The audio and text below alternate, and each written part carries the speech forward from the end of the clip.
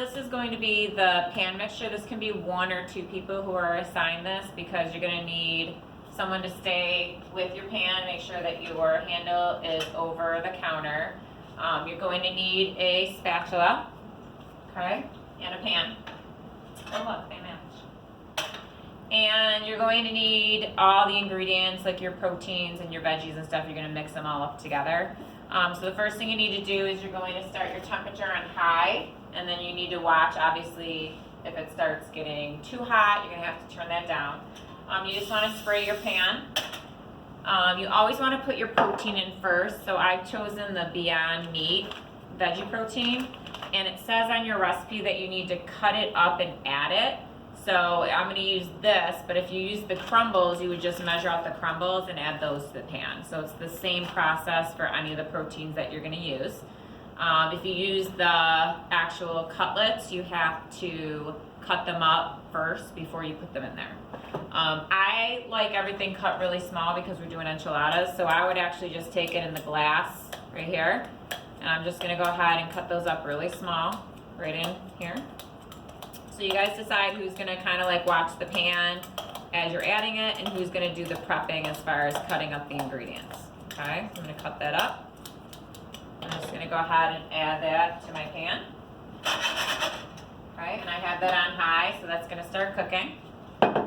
Your next thing is going to be to stir in the taco seasoning. Whenever you do a vegetarian item, you need to add in some sort of flavor, or else it's not really gonna taste like anything. So we have our taco seasoning for enchiladas.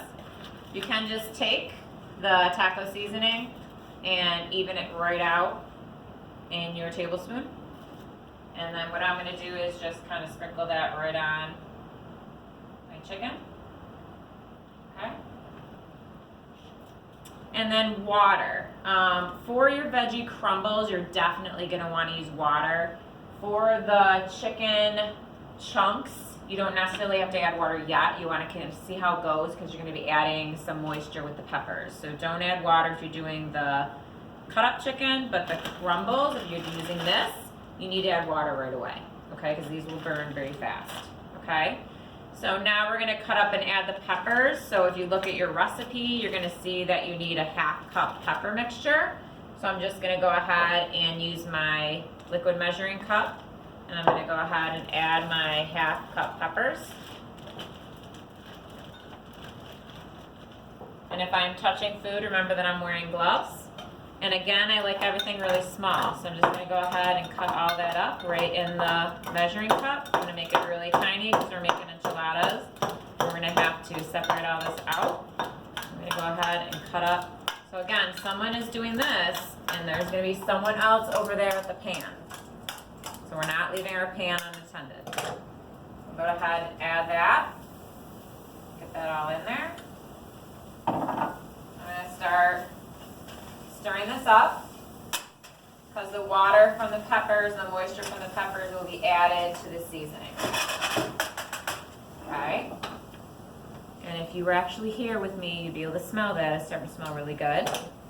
And then you want to go ahead and cook that and make sure it's completely done before you remove it.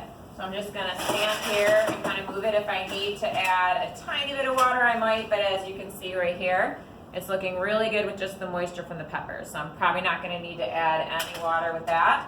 I'm just gonna leave it. If I feel like it's getting too, I'm kind of smelling it, looking like it's smoking, I just go ahead and turn down that heat and just let it simmer until it's done.